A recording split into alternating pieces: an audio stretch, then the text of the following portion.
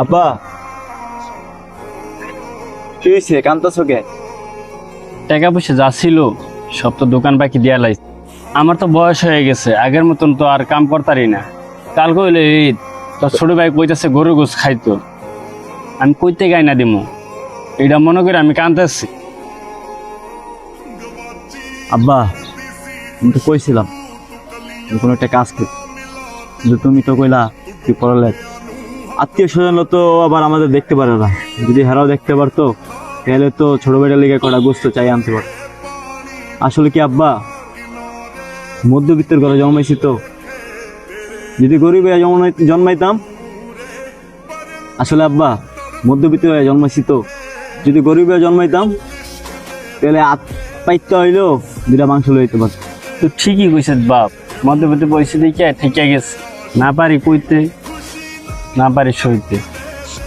এই ধর 200 টাকায় আছে, বাজার থেকে গিয়ে একটা মুরগি নিয়ে কালকে যদি পোলাটারে গরু গোস্ত নাও দিতে পারি তাহলে মুরগি গোস্ত দিতে। আব্বা তুমি কোনো চিন্তা করো না, আমার বন্ধু সানি আছে না, ওই কোরবানি দিব, আমি ওর কাছে যাবো, দেখবা ওই আমার না করবো না, আমার এতগুলা গোস্ত দিব। যাই আমি মুরগি নিয়ে আই।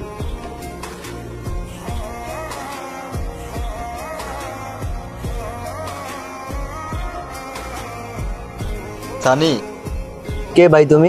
আমার চিনস নাই, আমি জয়। ও, তুমি কি উত্তরপাড়া থাকো? ওই জয়? হ্যাঁ আমি উত্তরপাড়ায় থাকি, তোর ছোটবেলার বন্ধু।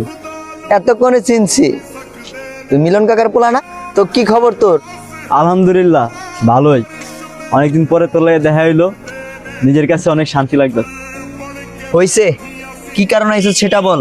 কেমনে যে কই লজ্জার কথা, যদি একটু সাইডে আইতি। ছাড়িয়ে যেতাম কে লাগা, যা বলো ইয়া নাই বল।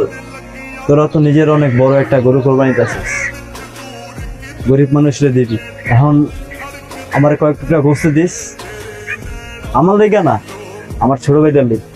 এত ঢং না কইরা ফকিন্নিকে মতন লাইন ধইরা কালকে গোস্ত লইয়া যাইস। আমি তোর বন্ধু, সেই হিসেবে একটা আবদার নিয়ে আইছি, আর তুই আমারে ফকিন্নিকে কাতারে ফালাই দিলি। তুই তো আমার আত্মীয় স্বজন না, তো যে আমার আত্মীয় স্বজনের বাগের থেকে গোস্ত দিমু। আচ্ছা ঠিক আছে, কোরবানি দিই তো ফকিন্নিকে লাগা, কালকে একটা পুলিটিং নিয়ে আসিস। কিরে তুই এর লাগে এমনি কথা বলতাছ কেন লেগিয়া? ও তোর আত্মীয় স্বজন না হইলেও আত্মীয় স্বজনের থেকে কোনো দিক দিয়ে কম না। তুই তো বেটা দুনিয়াতে বাচ্চা আস শুধু এর লেগিয়া। ওর কারণে বাচ্চা আসছি মানে? তুই ভুলে গেছত গা, তো হ্যাঁ তোর পানিতে বাঁচাইছিল।